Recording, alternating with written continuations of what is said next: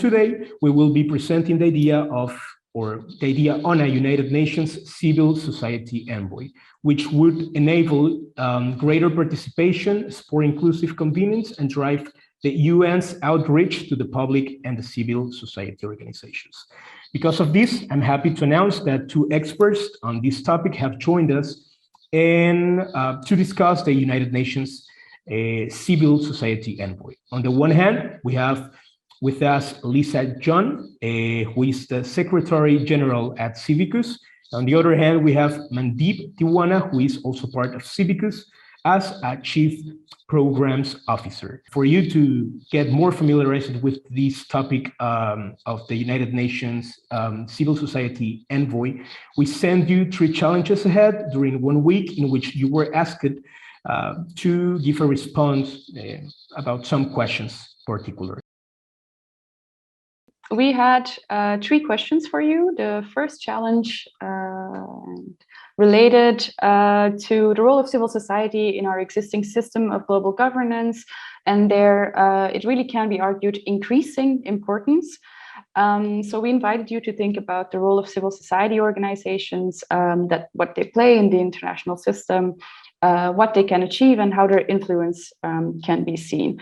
And so here are some of the responses that you sent into that question.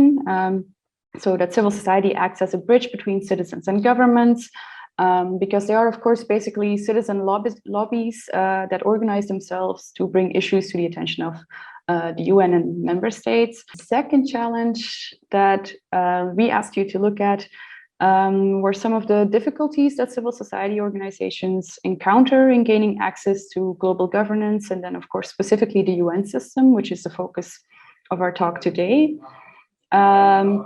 And so people mentioned that there is no official pathway, that there's a lack of oversight or accountability. There's no structures to accommodate civil society organizations. And then the third challenge that we sent to you, we asked you to think a little bit about why a civil society envoy could be a way to alleviate some of these issues, and what this role could look like.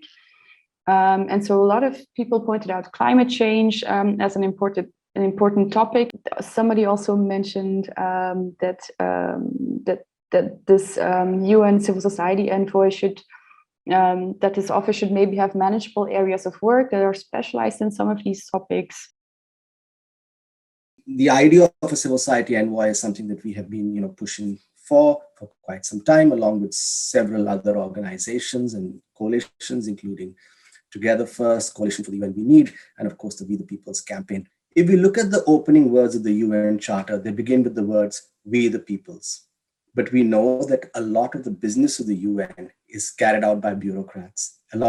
It's carried out by officials who are sometimes removed from people. So civil society, in a sense, plays that role, that bridging role of getting people's concerns, getting people's aspirations, and representing people's needs within the work of the UN. So that's an absolutely critical role that civil society does. In fact, civil society organizations and civil society representatives help ensure more inclusive decision-making, more inclusive policy-making in the work of the UN, and particularly in relation to those who are excluded, those whose views, whose aspirations are sometimes not counted within the political priorities of the government of the day.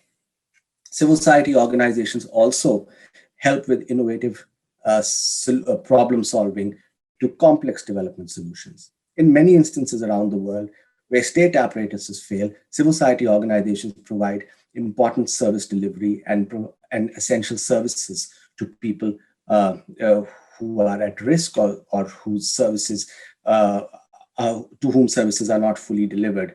And most importantly, civil society organizations help ensure transparency, accountability, and participation in decision-making.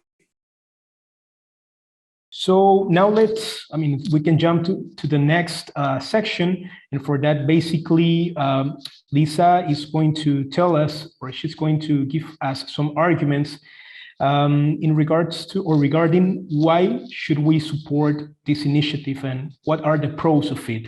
It's an idea that's long overdue. I feel like it's impossible to talk about the UN Civil Society Envoy without also talking about the World Citizen Initiative. And these two really should go hand in hand.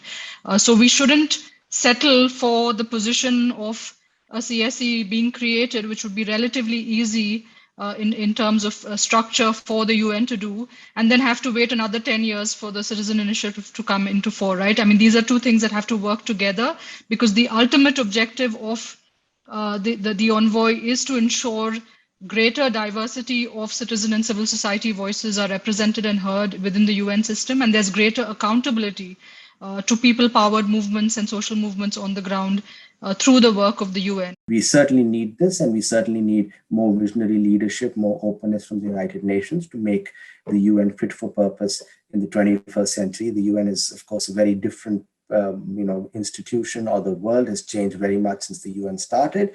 And I think we need to keep an eye on the future, and all of these ideas can help us get to a future where the UN matters more to people's lives and is more responsive and inclusive. Thank you.